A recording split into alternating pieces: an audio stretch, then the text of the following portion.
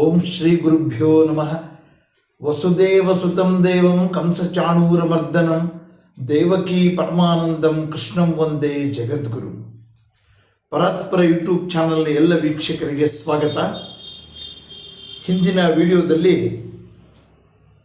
ಶ್ರೀಕೃಷ್ಣನ ವಿಶ್ವರೂಪವನ್ನು ನೋಡ್ತಾ ಇದ್ದಂಥ ಅರ್ಜುನ ಒಂದೇ ಸಲ ಸಾವಿರಾರು ಸೂರ್ಯರನ್ನು ಕಂಡಂತೆ ಆಗ್ತಾ ಇದೆ ಮತ್ತು ಆ ವಿಶ್ವರೂಪವನ್ನು ವರ್ಣಿಸೋದಕ್ಕೆ ಸಾಧ್ಯ ಆಗದೆ ಇರತಕ್ಕಂಥ ಅಲ್ಲಿ ಇರ್ತಕ್ಕಂಥ ಇಡೀ ಭೂಮಂಡಲ ಎಲ್ಲ ಜಗತ್ತನ್ನು ನೋಡ್ತಾ ಇದ್ದಾನೆ ಅಂಥೇಳಿ ಸಂಜಯ ಧೃತರಾಷ್ಟ್ರನಿಗೆ ಹೇಳಿದ. ಮತ್ತೆ ಮುಂದುವರೆದು 14, 15, 16ನೇ ಶ್ಲೋಕಗಳಲ್ಲಿ ಏನನ್ನು ಹೇಳ್ತಾನೆ ಅಂತ ನೋಡೋಣ.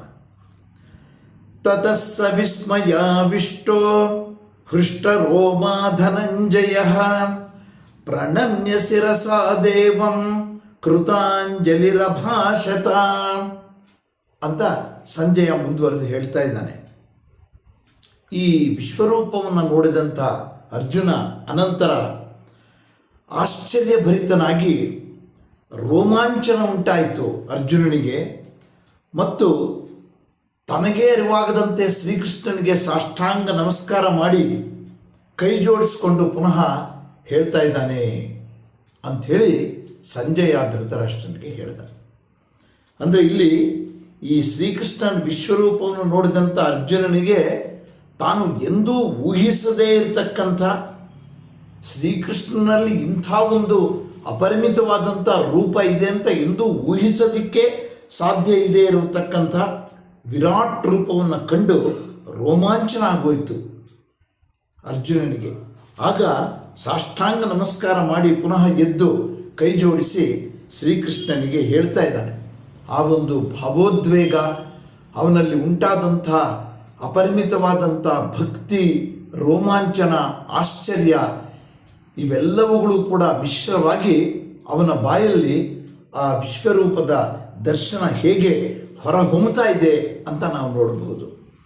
ಅರ್ಜುನ ಉವಾಚ ಪಶ್ಯಾಮಿ ದೇವಾಂಸ್ತವ ದೇವದೇಹೇ ಸರ್ವಾಂಸ್ತತಾ ಭೂತ ವಿಶೇಷ ಸಂಘಾನ್ ಬ್ರಹ್ಮಾಣಮೀಶಂ ಕಮಲಾಸನಸ್ಥಂ ಋಷೀಂಶ್ಚ ಸರ್ವಾನ್ ಉರಗಾಂಶ್ಚ ದಿವ್ಯಾನ್ ಅನೇಕ ಬಾಹೂದರ ವಕ್ತ್ರ ನೇತ್ರಂ ಪಶ್ಯಾಮಿ ತ್ವಾಂ ಸರ್ವತೋನಂತರೂಪಂ ನಾಂತಂ ನ ಮಧ್ಯಂ ನ ಪುನಸ್ತವಾದಿಂ ಪಶ್ಯಾಮಿ ವಿಶ್ವೇಶ್ವರ ವಿಶ್ವರೂಪ.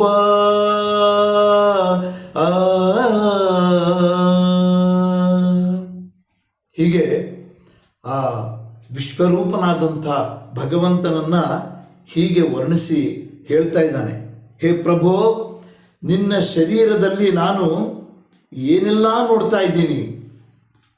ಅನೇಕವಾದಂಥ ಮುಖಗಳು, ಅನೇಕ ಉದರಗಳು ಮತ್ತು ನಿನ್ನಲ್ಲಿ ನಾನು ನೋಡ್ತಾ ಇದ್ದೀನಿ ಈ ವಿರಾಟ್ ರೂಪದಲ್ಲಿ ಅನೇಕವಾದಂಥ ರೋಮಾಂಚನವಾಗುವಂಥ ನಿನ್ನ ಈ ರೂಪದಲ್ಲಿ ಅನೇಕ ಪ್ರಾಣಿಗಳು ಮತ್ತು ಕಮಲಾಸನಸ್ಥನಾದಂಥ ಬ್ರಹ್ಮನನ್ನು ನೋಡ್ತಾ ಇದ್ದೀನಿ, ಅನೇಕ ದೇವಾದಿ ದೇವತೆಗಳನ್ನು ನೋಡ್ತಾ ಇದ್ದೀನಿ, ಋಷಿಗಳನ್ನು ನೋಡ್ತಾ ಇದ್ದೀನಿ, ಸರ್ಪಗಳನ್ನು ನೋಡ್ತಾ ಇದ್ದೀನಿ ಮತ್ತು ಹೇ ವಿಶ್ವೇಶ್ವರ, ನಿನ್ನಲ್ಲಿ ಅನೇಕ ಬಾಹುಗಳು, ಹೊಟ್ಟೆಗಳು, ಮುಖಗಳು, ಕಣ್ಣುಗಳು ಇವೆಲ್ಲವನ್ನು ಉಳ್ಳಂಥ ಈ ರೂಪವನ್ನು ನಾನು ಎಲ್ಲೆಲ್ಲಿಯೂ ಕಾಣ್ತಾ ಇದ್ದೀನಿ.